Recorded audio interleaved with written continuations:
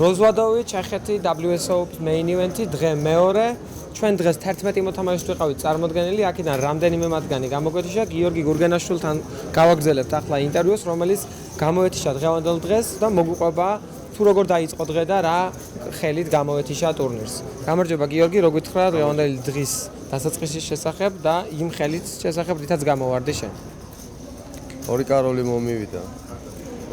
მოთამაშისთან რეიზში შევედი. რეიზი გამოვიდა და ორი კაროლი შეოლინი გავუში.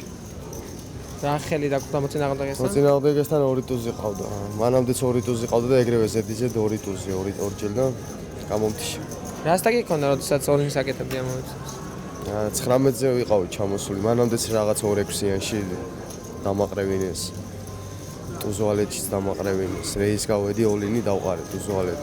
და ბოლოს ორ კაროლში სტეკიც აღარ მქონდა და გავედი ოლინს.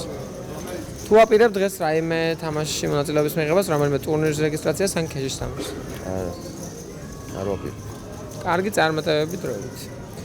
გადავინაცვლოთ მეორე მოთამაშესთან, ილია ბობოხიძესთან, რომელიც ასევე დღეს მეორე სათამაშო დღეს იყო წარმოდგენილი და ისიც გამოეთიშა სამწუხაროდ ტურნირს. როგორ გამოეთიშა და როგორ დაიწყო ზოგადად დღე?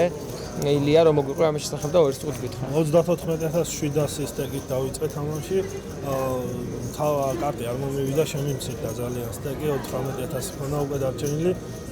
small blind-დან დილერმა დამირეიზა.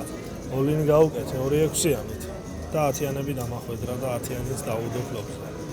სამწუხაროა.